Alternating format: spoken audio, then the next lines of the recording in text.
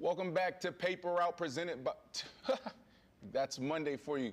Paper Route presented by I Am Athlete. I am here with my partner, my twin, my co-host, Ashley Nicole Moss. Ashley, I would say this. It's not a big news day, or there's not a lot of news, but there's big news, right? There's Dak Prescott and Jerry Jones. They got a little situation happening. I don't know if you heard. I'm sure you heard because this is your job. Trey Lance, they trade for Trey Lance. I've heard. The Jets. Aaron Rodgers made his debut at MetLife Stadium, and there's a lot of hype around them. Want to discuss if the Jets are flying a little too high, and then also is that a pun?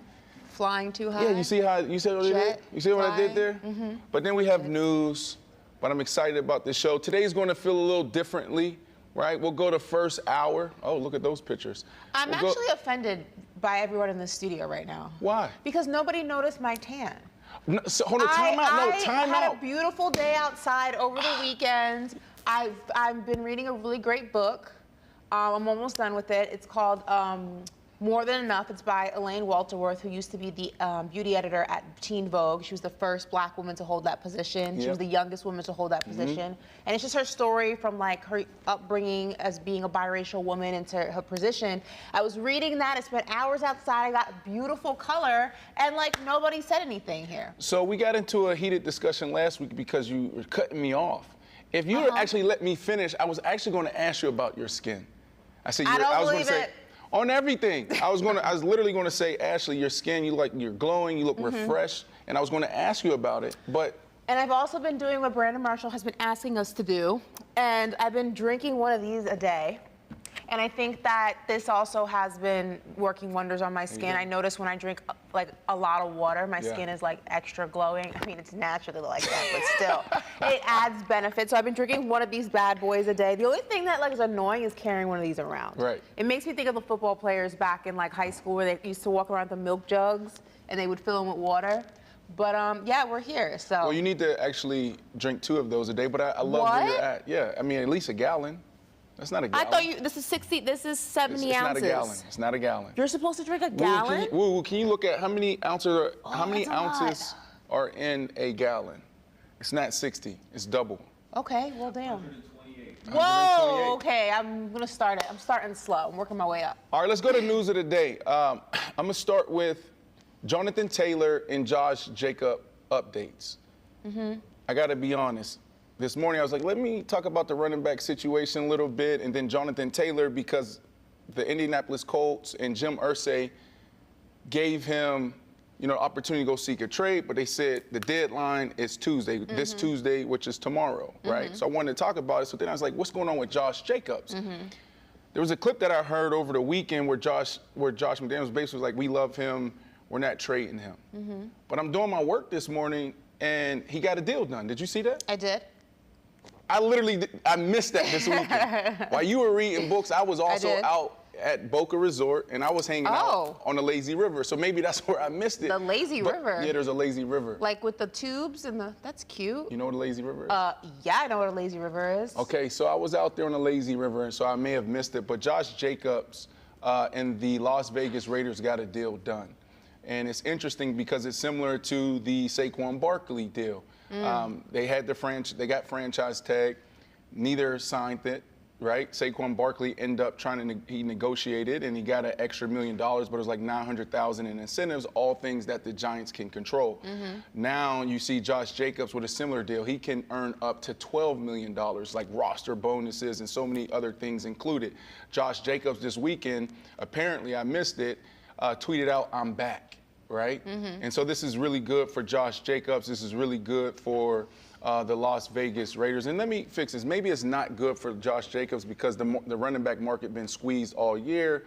But for him to squeeze $12 million out potentially, that's good because now he is the one that reset the running back market this offseason. Well, I don't think the Raiders really had a choice in this situation. I think the difference between this Raiders situation and the Giants situation is that the Giants felt like they could maneuver around the situation despite Saquon being such a pivotal part of the offense. I think the Raiders had a little bit more wherewithal to be like, our quarterback, Jimmy Garoppolo, yes, he's just good enough to get you wins, but Jimmy Garoppolo thrives in a system. If you look at when he was with the 49ers, he thrives in a system that does not require too much of him, right? It requires just enough to where he has to go ahead and play his position, but not enough to where he has to go above and beyond, which is why the 49ers, with all their quarterback changes, have still been so successful. They're a very plug-and-play offense. You can kind of put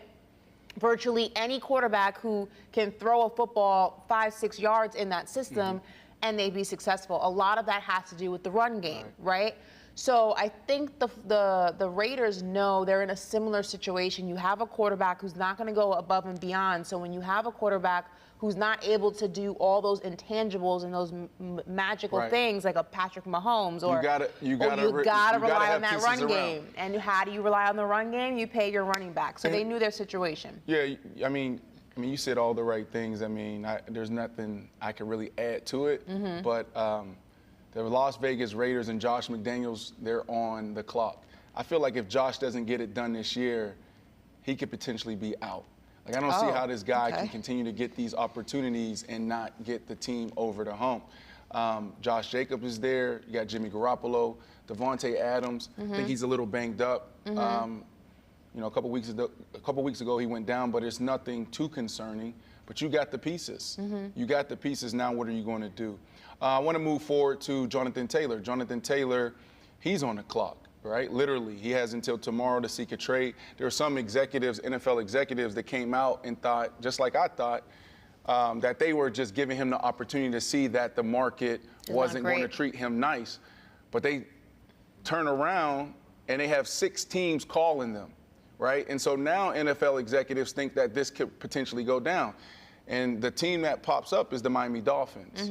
So I think if I'm a betting man, I say he gets traded. I say he gets traded because I feel like now it's in the hands of the Miami Dolphins and Jonathan Taylor to find the right number. And it's going to be interesting to see if he gets a 1-year deal or a long-term deal. But how do you go out and trade for Jonathan Taylor, right, and give him a 1-year deal? Now you're in the same situation next year. So I'm excited. And they want a first-round pick for him, right? Yeah, but here's the thing. If you're saying the running back position isn't that valuable anymore, then why are you asking for a first-round pick? It is interesting also because I wonder if the Colts kind of underestimated the market for certain running backs, right? Because I think that they allowed Jonathan Taylor to seek a trade, but every player is a different set of rules, right? We talk about this in basketball all the time. What a LeBron James can do, a bench player can't do. Or like when we're talking about the James Harden situation, like what LeBron can do, James Harden can't do, right? So I think that the Colts might have underestimated his value in the open market because they kind of said, all right, we'll go ahead and see if there's better out there. And, well, there is better out there. So now you're in a situation like, do you let him walk? Because you called this bluff, and the bluff backfired on you this time. It's going to be interesting how the Colts play this. I can see if this gets done, I can see a 3-year deal. And then I think Josh Jacobs set the bar when it comes to, you know, the market for Jonathan Taylor. Because if Josh Jacobs actually, over the last couple of years, was one of the best running backs, healthy as well. I think last year had a big year. Then Jonathan Taylor can't get more. So I think it makes it easier for them in this phase of negotiations. Yeah, well, the Colts definitely played themselves. So Undisputed, did you watch? I didn't, but I saw the clip online, and I think Skip might have bit off a little bit more than he could chew. You know what I mean? Now, I don't know if, like, normally, under normal circumstances. So let's tell the people what okay, tell so the people. It's Keyshawn, Richard Sherman, Michael Irvin, and Skip Bayless. And Lil Wayne. Lil Wayne wasn't on today. It was just those guys. So the 4 of them are at the table, and they're they brought him out. They brought Lil Wayne out. Oh, well, I'm just talking about the clip that's circulating online. Lil Wayne's not in this particular clip. So they're at the table discussing, I forget what they're discussing, but it's chaotic. Like, they're talking over each other. There's no flow. There's no, like, wait your turn. It's chaotic. But what is actually very funny to me is that they're all chirping, and Skip's sitting there trying to get a word in edgewise, and he can't, and they just pan the camera to him, and he's sitting there like this. But we talked about and this. it's almost like you can see him in real time, like, what the hell did I just get myself into? Like, but granted, I think that they're not all meant to be on the show like at the same time. I think this was just like a premiere week type of thing, because I personally don't see how they can all coexist. Yeah. There's no flow. Like, it's chaotic. Yeah. Well, what we're talking about is Skip Bayless and his show Undisputed at FS1. They launched today. We talked about this last week. I said I was going to be tuning in because I was excited to see how these personalities come together and where they start off from a chemistry standpoint. I missed it, Ashley. We were on our call earlier today. I was like, tomorrow at lunch. And she's like, Brandon. Yeah, it was today. Brandon, it was today. Yeah. So I had to go out there, like you, on Twitter to see these clips. I think that Skip taking the Stephen A. Smith model of having contributors on is going to work for him. I'm actually more interested in this show than when they had Shannon on. Like, Shannon, I feel like was top 5 in the industry right now. I'm not saying that I love all of his ways and how he approach it, but you gotta pay respect. And he's doing a hell of a job. So a lot of people are looking at Skip like, how the hell is he gonna rebound? How's he gonna survive this? And he goes out there and he goes and get Lil Wayne, Richard Sherman, and Michael Irvin, and Keyshawn Johnson. These are guys that can talk ball. They have big personalities. Now it's like you said, it's about the chemistry and continuity. They're all sitting there today from the clip that you saw, and they're talking over each other. There was a clip that I saw, I don't know if it was today or if they pre-recorded this, but Richard Sherman and Skip Bayless addressed their situation I didn't see that. from not a couple years ago, a long time ago. Yeah. So what Skip said was they were testing a new show, right? This is years ago. Remember the famous clips of Richard Sherman coming out saying, I do life better than you, et cetera, went viral. No, he said, I'm better at life than you. Right. So what they did is they addressed it. And so Skip's like, well, what was happening is we were doing an extra 30, 45 minutes because we were testing a new show out for ESPN2. And so they get a call and he said, Richard Sherman wants to join, but he doesn't want to talk any drama, nothing negative, okay? So boom, they bring him in virtually. Richard his mic is not working. So now the producer says, Skip, Stephen A., fill the space. And he goes out there and he's like, look, this is a guy that just said he's better than Darrelle Revis. I don't think he's there yet, blah, blah, blah, blah, blah. Richard heard that. And soon as he came on the show, that's why he was so defensive. And Richard, he addressed it and said, I heard that, and that's why I attacked you the way, I did. I don't like that story. Why? I like the story of just like he woke up and chose violence. You know what I mean? I honestly, personally, maybe it's just me, I didn't need that backstory. I kind of wanted the urban legend to just exist as it did, that he just like got on the show, Skip got spicy, and he just fired off on him. The whole backstory about the mic and stuff like that. I mean, I get it, you're clearing the air, but some things are just better left unsaid and mysterious. You know what I mean? I like it. Maybe it was because of the question, right? Like, how do these guys work together? Didn't they just But I mean, it's years, and you have to be like, I don't know. I'm not somebody. Do not go there. Don't sit, because you don't forgive. Were you no, about to say no. forgive? Okay, hold on. I'm a very forgiving person because I believe forgiveness is for myself. But you're not spinning the block, though. No. I'm a forgiving person because forgiveness is for. I'm a firm believer in that saying that forgiveness is for you, not necessarily for the other person. Right. I'm somebody who may become indifferent towards people once I don't think that there's a space for them in my life. But that also, on the other side of that, I'm not a grudge holder. And I don't feel like something like to this would be of a magnitude to hold a grudge for years. I mean, that happened, 10 years ago at this point? Maybe? So let me ask you a question. Why would Richard Sherman even still be mad about that? How many years ago were you in college? When is your high school reunion? I went to college in 2011 and graduated 2015. So 10 years ago almost. 8. No, 8. Okay. Calm down. So your high school sweetheart, he slid in the DMs recently. Yeah, because I'm indifferent. Okay, but now do you give him a chance? Why are you talking to me? Now it's, hey, let me take you out on a date. No.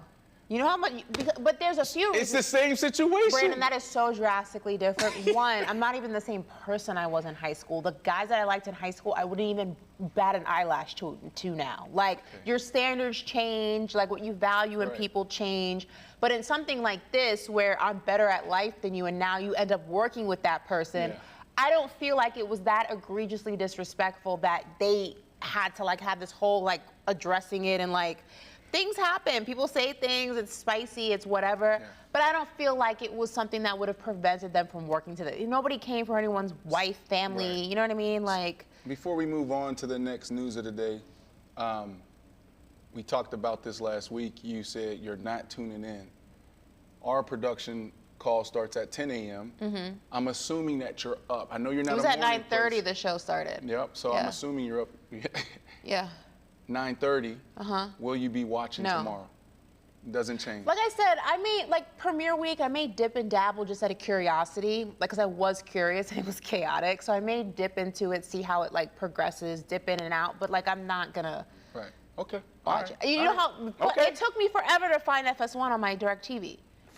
I had no idea where it was. Hey, like it took me a minute. I was late to getting to the show to watch it because I had no idea where FS1 was on DirecTV. Right. I mean, for me, when I joined FS1 a couple years ago in the pandemic, I did a year there on First Things First. And then I was like, all right, where's the hell is this channel? No, for it was real. like, wasn't it like 300 or something? I just like, it's, you know how like there are some channels, and maybe it's because like you frequent them, like you know the number. Like I know TNT off the top of my head because of the NBA season. I know ESPN. I know like Cartoon Network, so I watch ABC, Family NBC, Guy and like stuff like that. Fox. Like I know what numbers the NFL package was on. Now it's on YouTube, but like back then, the NBA, I had no idea where it was. Like I was scrolling, I passed it several times. I had to double back, and I was like, then I had to just use the search bar. Yo, so everybody in the chat right now, appreciate you guys joining the show this morning. This is Paper Route with Ashley Nicole Moss, Brandon Marshall, Woo Out West, BC in the booth, Mander Legend, wherever he is. We're also on SiriusXM. You see the logo right there, Faction Talk Channel 103. Jump in the chat. I would love to hear y'all thoughts on Undisputed, on FS1, whatever channel they're on.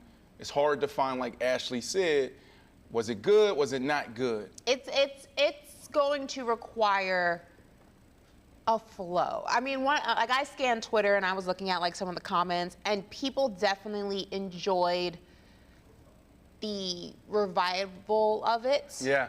Like the fresh, but it is, everyone was saying it's very chaotic to listen to. It's something you could only listen to in small spurts. Now, that may change. You know how it is, like when you first, like you have to learn each other's segues, like when somebody pauses where you can like, like I said, I'm a firm believer that all those guys are not meant to be on the panel at the same time. That's a lot of personality at a very small table. The table's not that big. It's very tiny. Well, listen, here's a segue for you.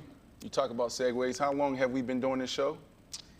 7 months. So 7 months we've been launching Paper Route, and I would say Ashley is still learning not to cut me off. I thought I was the person that always cut people off because I was going to give you your flowers and say that your skincare routine or whatever you're doing. You took too long. Everyone knows you start with the compliment. compliment. It take too long? No, you start with the compliment. No, you gotta let Brandon, me finish. when was the last time you went on a date? You start with the compliment. You don't halfway through dinner say, oh, by the way, you look great. No, that's a good way to piss somebody off. I gotta say, you gotta tell me when I walk in the room, you look fantastic. Oh my goodness. Your skin is glowing. That dress is phenomenal. Don't wait until the meal comes to start complimenting me. At that point, I'm turned off. All right, men, take notes. You heard it from Ashley Nicole Moss.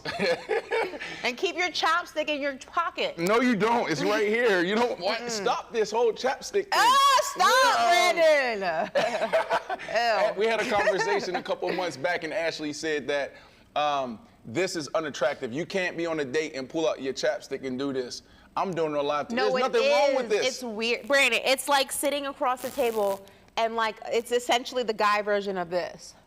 No, but don't do all of that. Don't do all of that.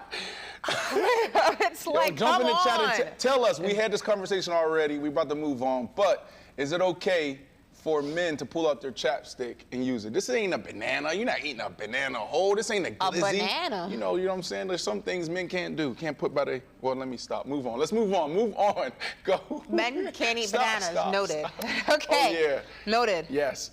I guess it's a guy thing. If you pull out Move on, go. I've seen, wait, time out. No. I've seen so many athletes, especially football players, eat bananas. You can't eat it whole, you break it. You gotta make sure you break it. Yeah, but I've seen them eat them. Yeah, like it's like a good pregame snack. If you peel it back and you just put it in your mouth like that. Oh my God. Okay, here we go. Yeah, let's go. Well, listen. That's stuff that needs to be done behind closed doors if that's your thing. Okay. We got some beef between the track world and the NBA world. Do you know who Noah Lyles is? Have you heard of him, or for the first time this week at least? I gotta be honest with you. I just start hearing about him these last couple of months because he's hot. He's heating up the track, but it's a new thing.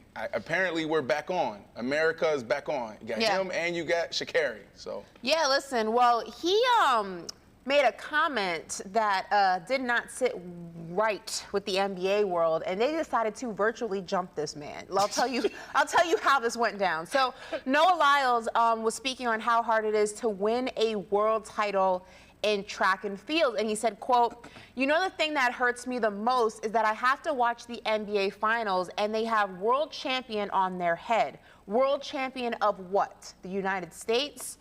And of course, Kevin Durant, who never shies away from the smoke. Of course he jumped in. He was the first one to jump in, and he said, quote, "Somebody help this brother." But that wasn't enough for Noah, because all of the NBA came in after him. Devin Booker just put an emoji covering his face. Damian Lillard said TF, which y'all know what that means, crying emoji. Dame Aaron Gordon said, "Whatever, I'm smoking buddy in the 200 meter.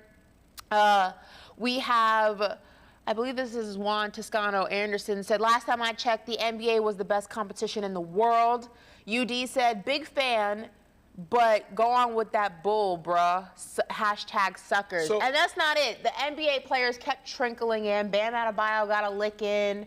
There was a lot of players who got a lick in. I guess in his mind, the comments sounded better than it came across to the NBA. Now, people are divided on whether they agree or disagree with Noah's initial statement about world champions. That's right, I'm somebody who disagrees with it. Why? This isn't the Olympics. Noah's right. Like, in the what NBA, way? the NBA is a United States thing. Okay? So they're not world champions. I mean, we say this in the NFL, like we're really speaking on it because we say this in the NFL as well. World champions, world champions. Ain't nobody playing football in Japan, like not like that. Ain't nobody playing football in Brazil, not like that. Right? So is it really? Are we really the world champions? I think Noah has an argument here. He does. This is the only sport. I say this all the time. Okay. A lot of time, athletes, how we don't take care of ourselves and do business like Olympians. Olympians, this is a totally different lifestyle. It's a totally different world, right? And I always say this to my kids, like, man, pick a sport that allows you to travel the world. That's a different experience. They travel the world. They're in Brazil today, and next week they could be running in the UK. They're going against the best of the best every single week. Okay, so to me, they are world champions. And, the NBA is in a better position than the NFL, right? Because the NBA, they are bringing the Lukas over. They are bringing the Jokers over, right? Like we've seen this going back into in time. I guess maybe the Spurs were the first to really lean into this and saying, like, we see the talent overseas. So the NBA is filled with great players, but there's so many more. And in the NFL, for sure, we're not world champions. Well, I'm going to push back on that because I actually don't have an issue with the title world champions. I use it constantly, and I'll tell you why. I'll say, for starters, the NBA is the best basketball league in the world.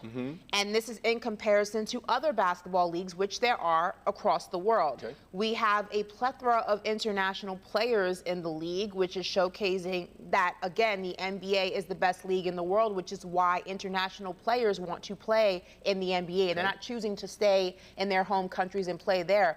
Also, some people can say, well, they only play against other American leagues, other American teams rather, which is fair, but you can't negate the fact that when you take the very best of the best from the NBA and they play for Team USA in the Olympics, we walk away with the gold every single time, which just continues to We're solidify. back on track now. But it continues to solidify that the NBA contains the greatest basketball players collectively in the world, because when you pit them up against other countries where there are other talented players, the talent is not the same level. The NBA consists of the greatest basketball players in the world, regardless of where they came from, regardless of where they will continue to come from. So would you the league is the best of the best. They are world champions, 100%. You listen, it's semantics, and you know we can do the wordplay thing all day, not just you and I, but everybody in this discussion.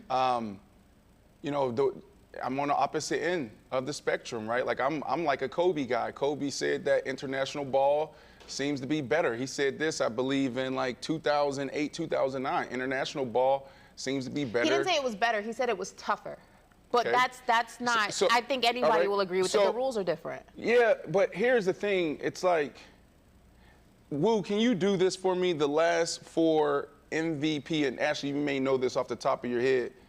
The last 4 MVPs of the NBA, I think they're all international players, right? So we're seeing guys like Joel Embiid, the jokers of the world, come over. Giannis Antetokounmpo, did I say that right? Giannis come over and dominate.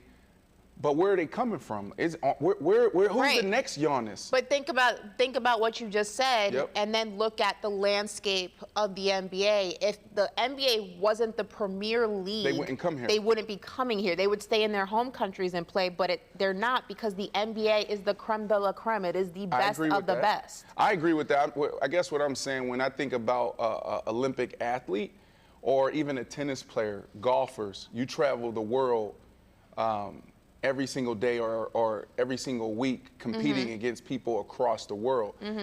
NBA, NFL, we're confined by this United States border. You know, yes, we do have international players, but are we really seeing the best of the best throughout the world? I don't know. I mean, you see it in the Olympics, though. Yeah, you see it in the Olympics 100%. You see it right now in FIBA. Like, I hear what you're saying. Yeah. Throughout the course of a regular NBA season, yes, you're not going against the world. But there are plenty of times in between that, the Olympics, FIBA, where you see Team USA battle against basketball players from other countries and dominate them. So that just goes ahead and further solidifies that the NBA is the best in the world. You don't need to go ahead and play the world consistently for that to be true. There's enough evidence to go ahead and back up that claim. So I get it where people will say, well, you can't be the best if you don't go against the best frequently, but you go against them enough to say that nobody can beat them because they are the best. Okay. All right, we'll discuss maybe another Well, time. Andrew, I know you had the last. Yeah, so it's actually the last 5 years. It's been only Joel from Africa, Nicole. Can we hear your audio? No, I don't have one. Okay, so Joel Embiid, who's African. Nicole Jokic, who's Serbian. And Giannis Antetokounmpo, who's Greek, Nigerian. 12 years was the previous one with Dirk. And then Dirk, obviously German. So it went 12 years before the 5-year run. Got it. Okay. And what Kobe was saying, because I brought that up quickly, the sentiment around his statements were like they're better, like they're more skilled, they're playing the game differently. You know, during that time when Kobe made that statement, we just wanted to dunk and have the highlights, but the way they played the game, how they played together. So it's going to be interesting to see how the NBA continues to embrace international players and play.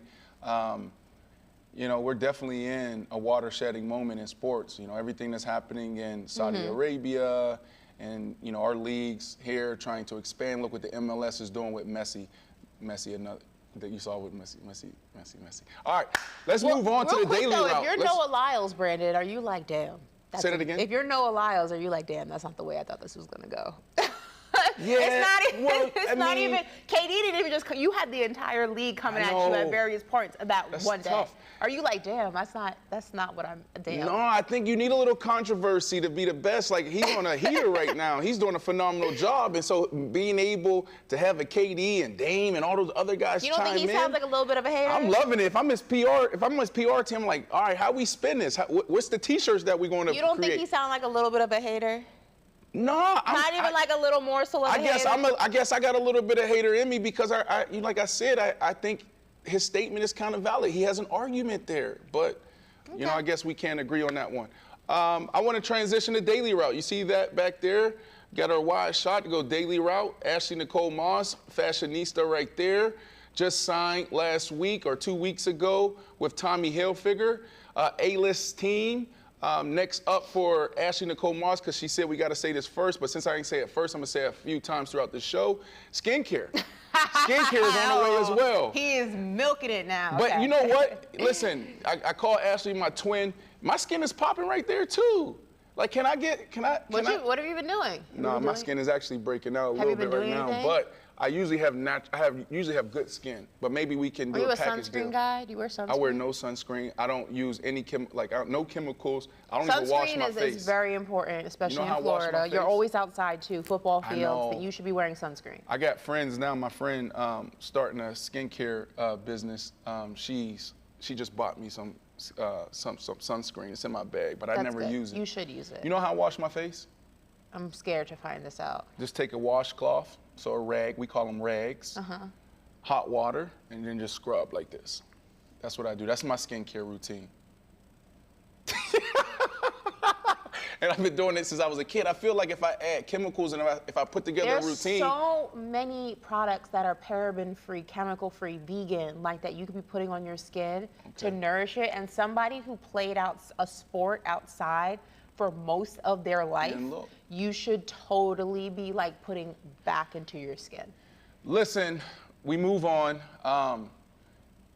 We're not in news of the day. We're gonna go to daily route. Daily route, we dive into bigger topics and peel back the layers just a little bit more.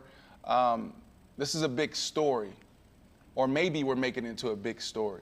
Over this weekend, Jerry Jones and the Dallas Cowboys went out there and traded for Trey Lance. They gave up a 4th-round pick for a former number 3 overall quarterback.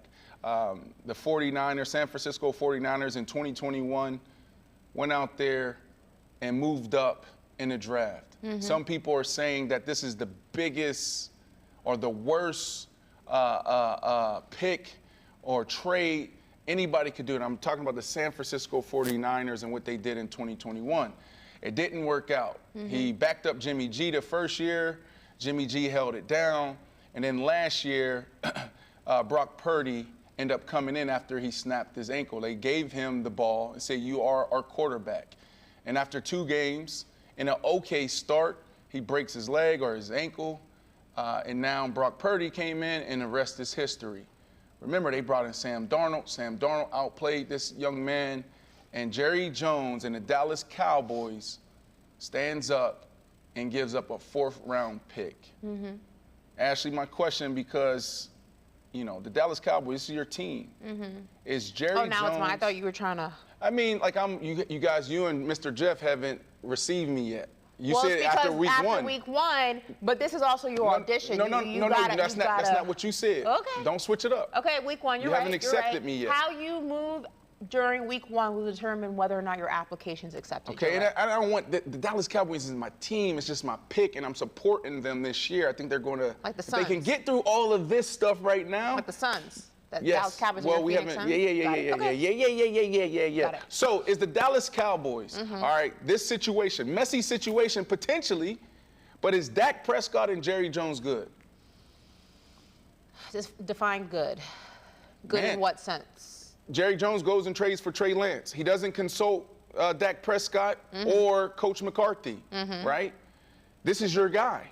When you say good, do you mean are they friendly? Are they friends? Yeah, are they good? Are they on good terms? Cordial? Is business good? Is that the love? Does that love still exist? That's good. Are we going to see this on Sunday? Or is Dak Prescott going to stiff arm him? Or is Dak Prescott going to see Jerry Jones walking up to him to say, hey, go get him today? But Dak Prescott walks to the other side of the field because he's looking at him saying, damn. No. Why did you do what the Green Bay Packers did? Like, did you not see how that ended? I'll say this. Dak is the ultimate professional, so he will continue business as usual. Now, if that doesn't mean that he doesn't feel a way about it, but he'll never allow that to affect the team. He'll never allow that to be seen publicly. He may privately feel that. I'm sure that he does. And I know people will say, well, Jerry's the owner. He doesn't have to consult with him. True, but that's really not the way it's done. You always, bare minimum, go over it with your star player. Usually your star player is your quarterback. Now, do I feel like it's such a... It's not like it's they brought in Aaron Rodgers. They brought in Trey Lance. No shade, but they brought in Trey Lance. He hasn't really done anything in the NFL. He's been injured frequently. So if you can get a quarterback of his potential for cheap, I don't have an issue with that. It's just the lack of... But it's not cheap, though. A fourth-round pick is not cheap. What's a fourth-round pick in the grand scheme of things? Me? Dak Prescott went in the fourth round. Anomalies. There's a lot. No, fourth round. You can easily get a fourth-round pick in another situation, another trade, another situation. It's not like a first-rounder. Yeah, but first round, when you draft someone in the first round, you're expecting that person to come in and play. Second round as well, but you may give them a year. Third and fourth round, you're drafting someone in the third and fourth round because you expect them to come in and add depth to your team and potentially develop into a starter. So when we say fourth round, there's a lot of value in those middle rounds. Not doubting the value. What I'm saying is that it's not like they parted with astronomical amount of collateral to get Trey Lance. They didn't trade away multiple picks. They didn't trade players. It was one fourth-round pick. Right. I'm not doubting you can get a gem in the fourth round. Sorry to interrupt. Yeah. Look up most notable fourth-round picks. Definitely not doubting that you can get a gem in the fourth round. A bunch of players have come out of the fourth round and have had incredible careers. Right. Not doubting that. I'm just saying that in this situation, it's not like you squoze out more than what the juice was worth. You know what I mean? The juice wasn't worth the squeeze, that type of saying. Right. I will say the thing that kind of took me aback wasn't necessarily the Trey Lance situation, although it rubbed me the wrong way, especially hearing Dak's reaction. Yeah. He kind of paused and it was like, nothing surprises me, but no, he didn't. You know, that rubbed me the wrong way, but it was what Jerry said about Jalen Hurts that for me was concerning. He basically said that the way how they wanted to draft Jalen Hurts had he fallen in the draft. And we know what kind of career Jalen Hurts has had thus far. Exceptional talent. But it still goes back to the fourth round. He said if Trey Lance... That rubbed me a little bit different. Why, though? Because Jerry basically said if he fell to the fourth round, they would have taken him. Because I think that Jalen Hurts is a more talented quarterback than Trey Lance. And Jalen Hurts had it in him. Had he fallen in the draft to the Dallas Cowboys to become a starting quarterback. We know that now. That Jalen Hurts. I knew that when I saw Jalen Hurts. If you were following him at Bama, like he was. Of course. But there's a reason why he went and he fell out of the first round. I think Jalen Hurts went second round. Was it second round? Yeah. Yes. It was second round, right? Like if the NFL community really thought highly of him, they did, because second round is not no pushover, right? But they would have drafted him in the first round. Trey Lance, remember, there was a lot of teams high on Trey Lance, and this is a guy that played, 1 year, or started 1 year in college at North Dakota State or whatever the college was? I personally was never that high on Trey Lance. He wasn't, I thought that there was potential there. I didn't think that he was a quarterback that was going to come in and automatically lead a franchise. I was much higher on Jalen Hurts. Right. The same way, I felt the same way about Devontae Smith. Everyone was saying he was too skinny, that he wasn't going to be a wide receiver. I said that the kid is good, and he's been exceptional. So for me, I looked at it from a different perspective. For me, that was worrisome hearing Jerry say that, because Jalen Hurts had all of the makings, and it's become true, Right. to take the starting job from Dak Prescott. Yeah. And that's kind of, for me, a So- little bit of a red flag that maybe he's not much of a believer as he once was. Right. Here's what I would say. Dak Prescott and Jerry Jones is good, but I believe that Dak Prescott, just like a lot of athletes, hit this phase of their career where they understand that it's all business and there's nothing personal. Athletes, it's extremely personal for athletes, because athletes, you know, everything's wrapped up in this one thing around this one ball. Like, you change your life, you buy your mom a home, you can take care of your family, so it's extremely personal, right? Like, we're passionate about it. We feel like it's our life's work. But then there comes a point where we're like, oh shit, they really don't care about me. And I really believe that Dak Prescott is in a moment right now where he's like, okay, this whole vision that I have of being the ultimate pro, team first guy, like, now all of that's out the window. Like, he said that in his comment, Ashley, you know, nothing surprises me anymore. When you hear comments like that coming from an athlete, it takes you into their psyche and how they're starting to view, you know, the business or their owners or their team, right? This is a guy that has one more year left on his contract. And so it's going to be interesting to see how this stuff plays out. It's a game of leverage. You had the Cowboys that came out and said they want to sign him back. Dak Prescott, like you said, for 8 years have been the ultimate pro. This is a dude that, when you see the star, like you see Dak Prescott, I'm talking about all the players. Who has represented the Dallas Cowboys better than Dak Prescott has? And so for them to go out there and trade for Trey Lance, they're good because of the business side of it. But Dak Prescott, all of that other, Big Blue and Cowboy stuff, he's going to play the game, but he's now looking at this situation like, what do I need to do? What's best for me, not necessarily for the Dallas Cowboys. I think also Jerry has shown his hand with this Dak situation more than once, which is why I think that Cowboy fans particularly feel a certain type of way about what has transpired. Because if you remember, Jerry dragged his feet on paying Dak. Yep. After multiple successful seasons, Rookie of the Year, you know, or Offensive Player of the Year, whatever the award was. You know, him and Zeke were unstoppable. Came in, took over for Tony Romo, and was just absolutely incredible, dominant.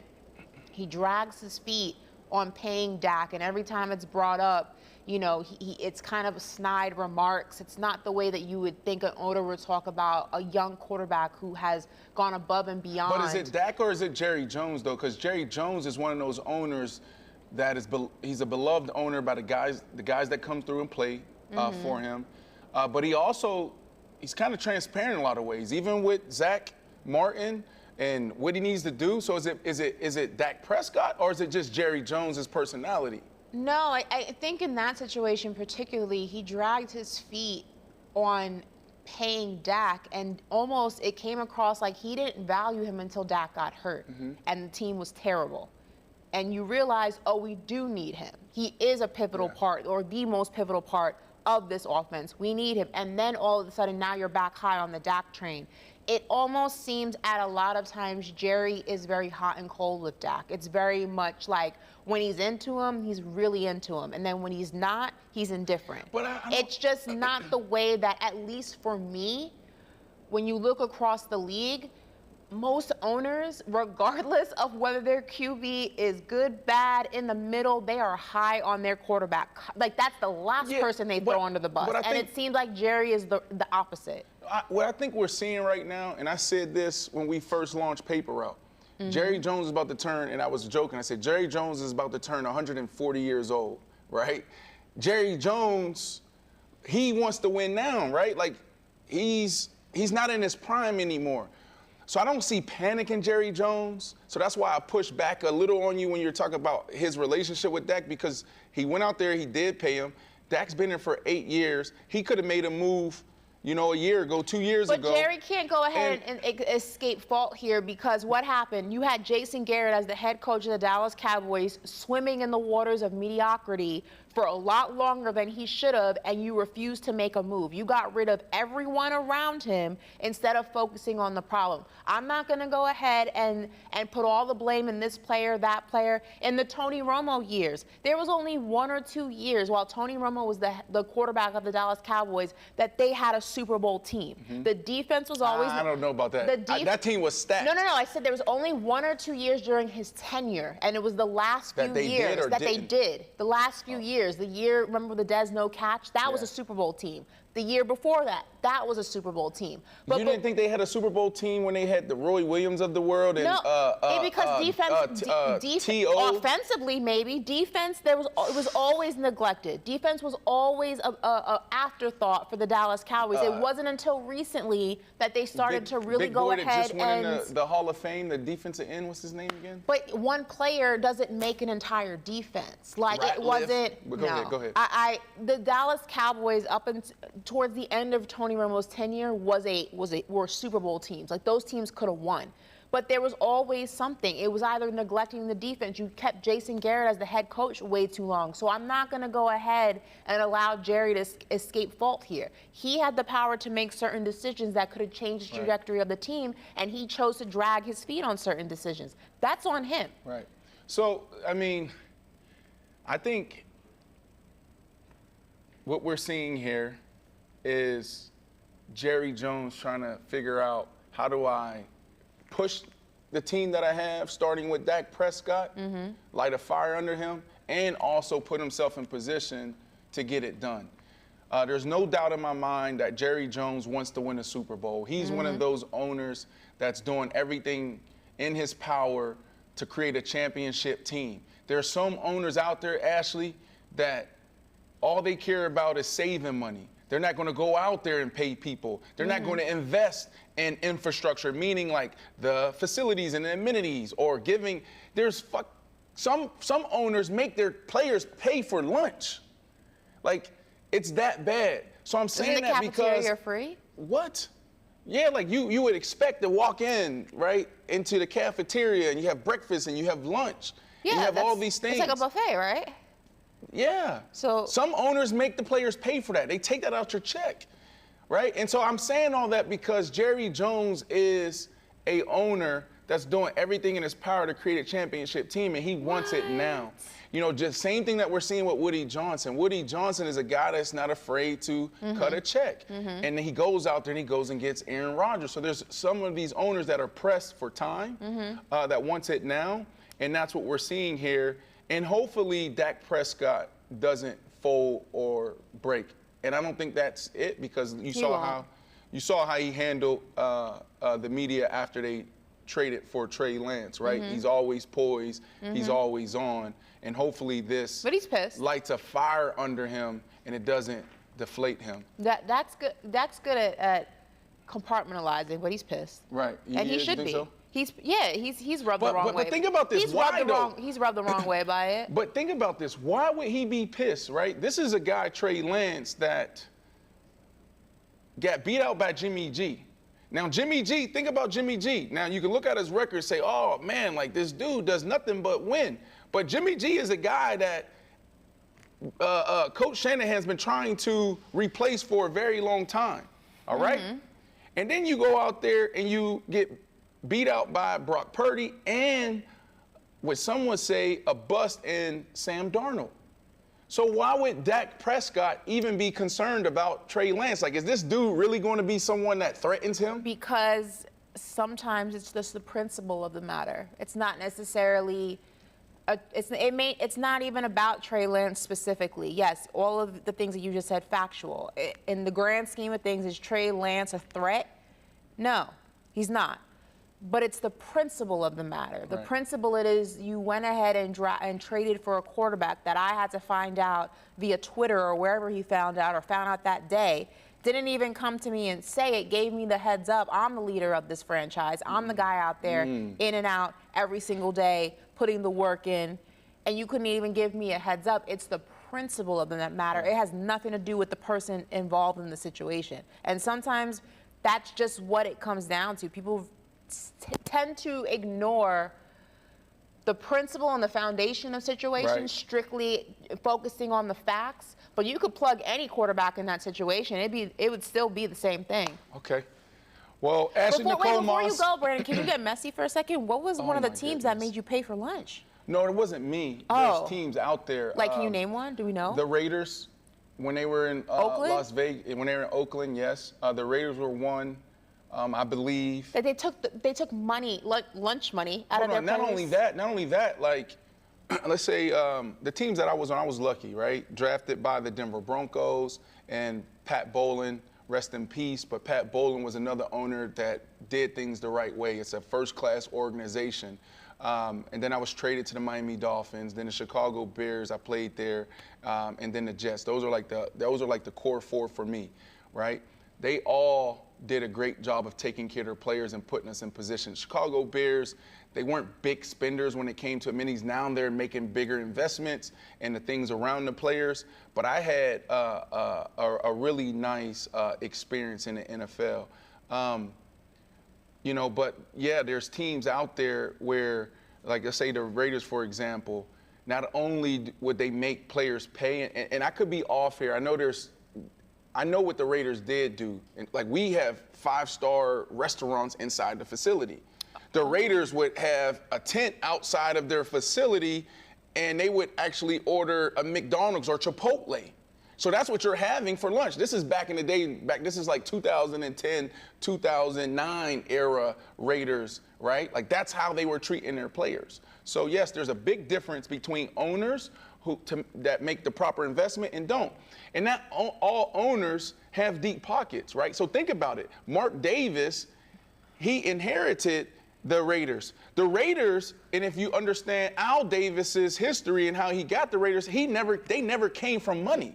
Mm-hmm. So how he got the Raiders like pennies on the dollar.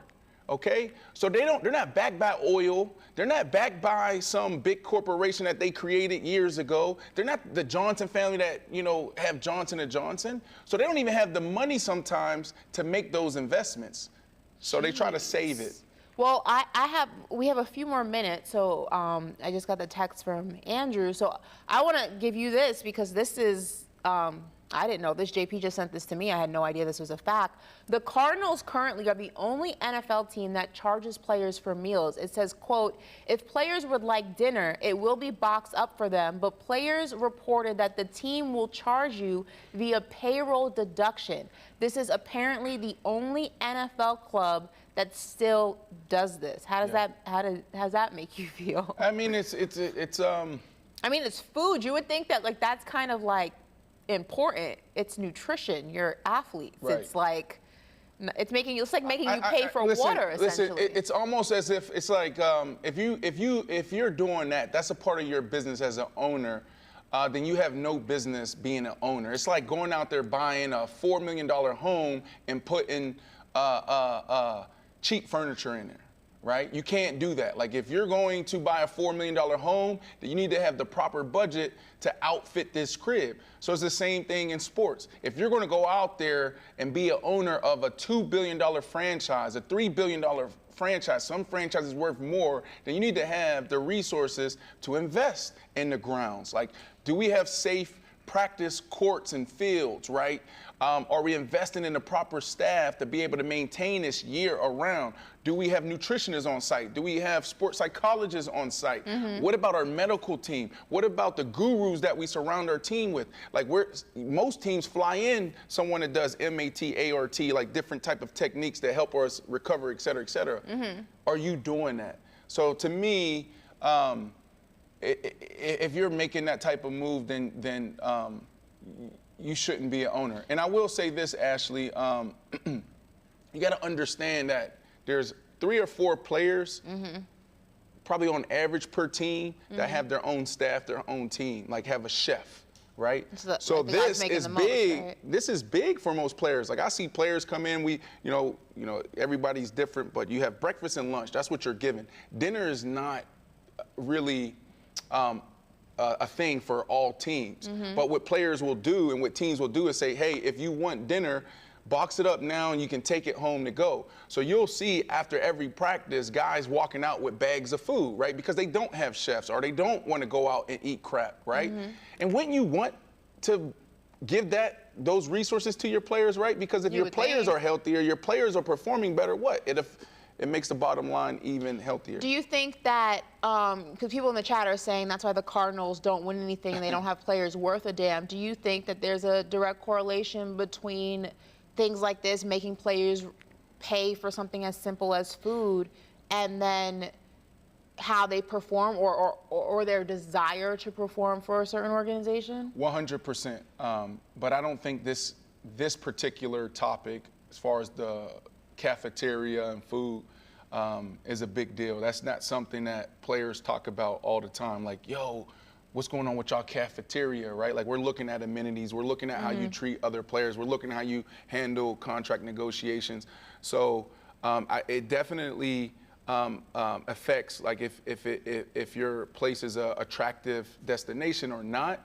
But I just think the Cardinals are just one of those teams that they've just been at the bottom of the barrel for a long time, right? Like, there's a few teams, and some teams are over, like the Cleveland Browns, right? Like, that's how I look at the Cardinals. Now, obviously, they had a legendary run with Kurt Warner, and you had an Anquan Bolden and Larry Fitzgerald. They actually made it to the Super Bowl. I think it was 2006, 2007.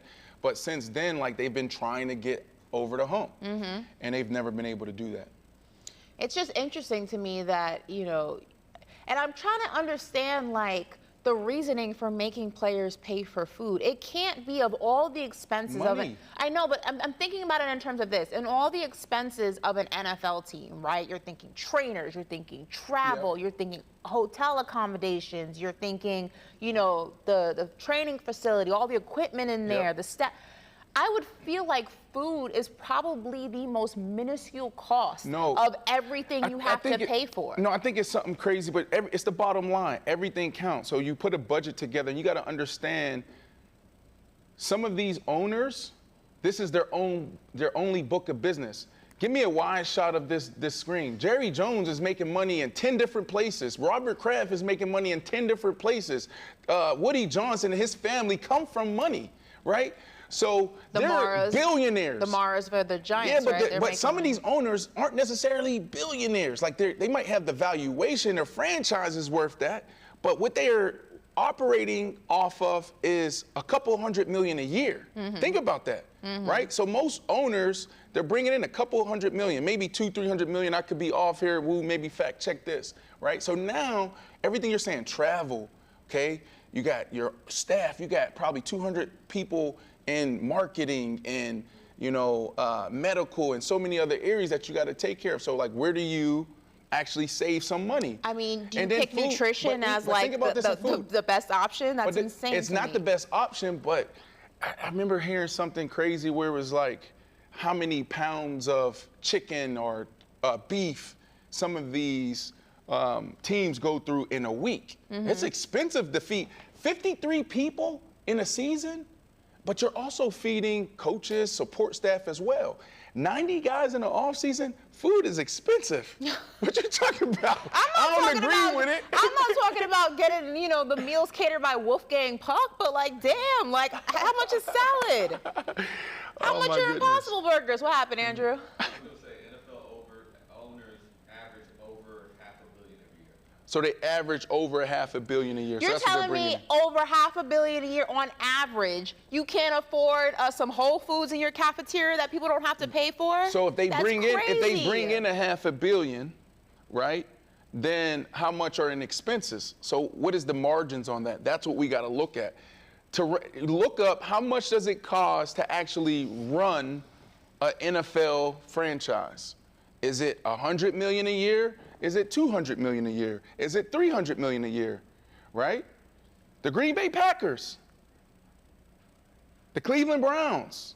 Well, not the Cleveland Browns. They actually have an owner that's in aviation and has some money. But there's some teams out there that struggle. Who else? The Cincinnati Bengals.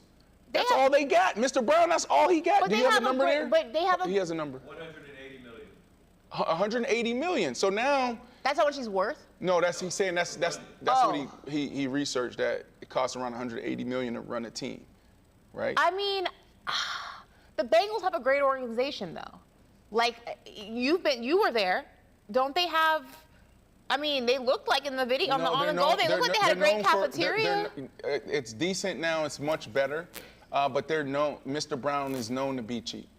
Oh, okay. Yeah, Mr. Brown is known to be cheap. Okay. Look, we got a couple more minutes. Let's hit this really quick, and so we're gonna end the video part of Paper Route in the next few minutes, but then we're gonna finish the show on Sirius XM. So everybody who wants to tune in and continue to hear us discuss the Jets, Aaron Rodgers, I think they won 27-0. Aaron Rodgers debut. It's preseason, Brandon. It's preseason, but that's not a big deal. This doesn't. It's preseason, Brandon. Like, we do this. Did you see him throw the back shoulder? It's preseason. To Garrett Wilson? How pretty that was and the timing. I mean, did you see the yeah, standing ovation when he ran out? Listen, the Jets fans, they've been waiting for this day for 150 years. They're excited, okay? It's been a long time coming for them. I disagree with Ashley Nicole Moss, but we will be discussing the Jets and then also Dak. There's other questions that I have, like the contract. He's due to make $60 million next year. So is Jerry Jones using this as leverage to actually win negotiations over Dak? This could be a very smart move by Jerry Jones. So we'll discuss on radio, Sirius XM. If you don't have the app, download the app. If you're in your car, go to Faction Talk Channel 103, and we will continue to discuss that. This week will be a little bit different, so just bear with us here. This is not going to be a consistent thing where we do half the show on video, half the show on audio, but today it was needed. We love you guys, and we'll go to break, and when we come out of break, they're not going to see our faces.